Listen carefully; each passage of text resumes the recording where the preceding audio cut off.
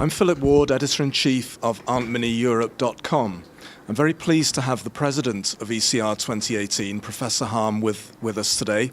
Professor Hamm, this is a sense of déjà vu for you because you were President in 2015. Could you explain to our viewers why you're President again in 2018?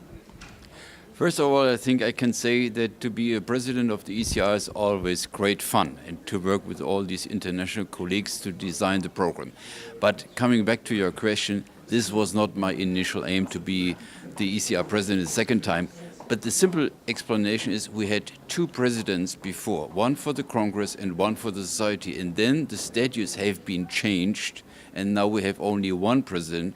So I was elected as president of the ESR, and therefore I had the chance to have a new ECR presidency. Okay, excellent. Now, I know it's early days, it's only the opening day of the Congress, but how is the attendance looking? Is it possible there will be a record number of delegates this year, do you think?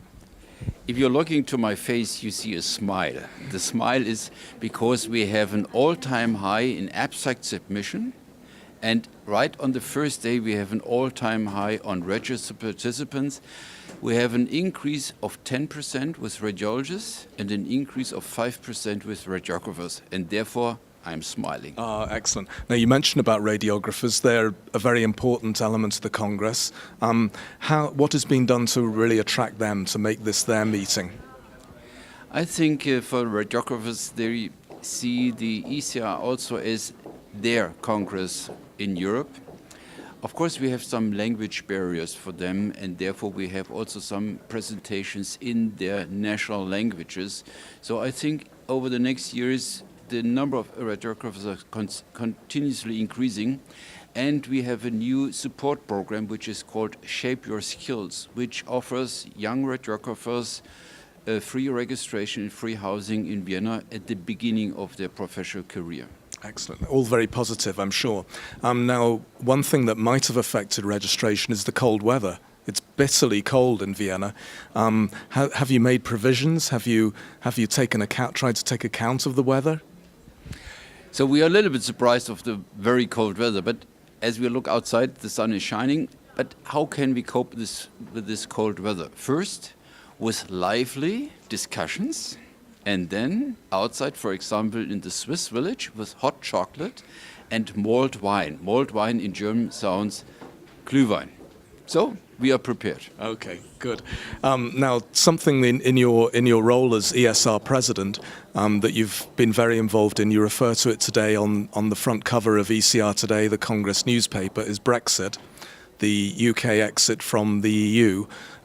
How do you feel this will affect ESR and ESR in particular, Brexit and the future of that development?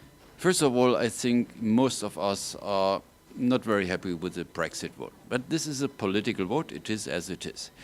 But as researchers and scientists, as I said before, we don't know borders. So I think the ESR is very well prepared. We will have the British, we have all the different researchers included. So nothing will change. And this is the good sign.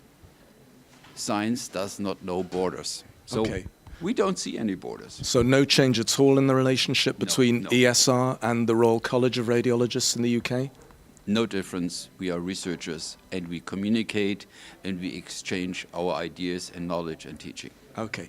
Now, something else on people's mind this week is artificial intelligence and big data. Are you very positive about this, about the development of artificial intelligence? Very positive might be the wrong description. If there's something new, everybody is a little bit fearing, and we have heard the term that the computers will take over our job. But finally, it looks like that artificial intelligence will be a tool helping us to cope with all the workload we have, and finally give us maybe more time to work as a physician, caring about the patients, having communication with the other colleagues, and therefore making radiology even more visible. So I think finally artificial intelligence will help us as a tool in our daily practice. Okay, so what about those radiologists who perhaps have reservations, who have concerns that computers may replace their role in the future? What would you say to them? radiology is changing always, and the job as a radiologist is changing every day, and not every day, but continuously changing, so we have to adopt about these new features, and radiology is among the most innovative discipline in medicine.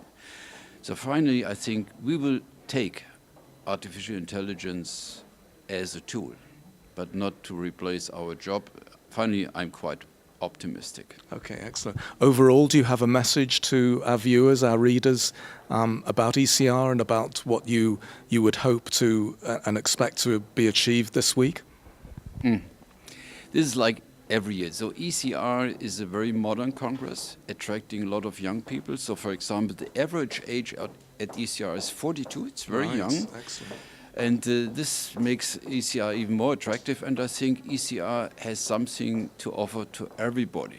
If you go for education, if you go for hybrid imaging, if you go for artificial intelligence, you can find everything what you're interested in.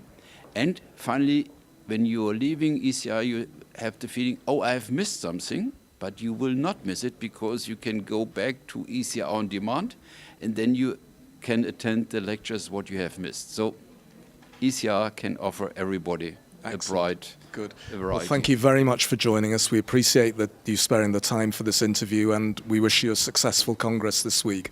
Thank you very much. This is Philip Ward, Aunt Minnie Europe, signing off.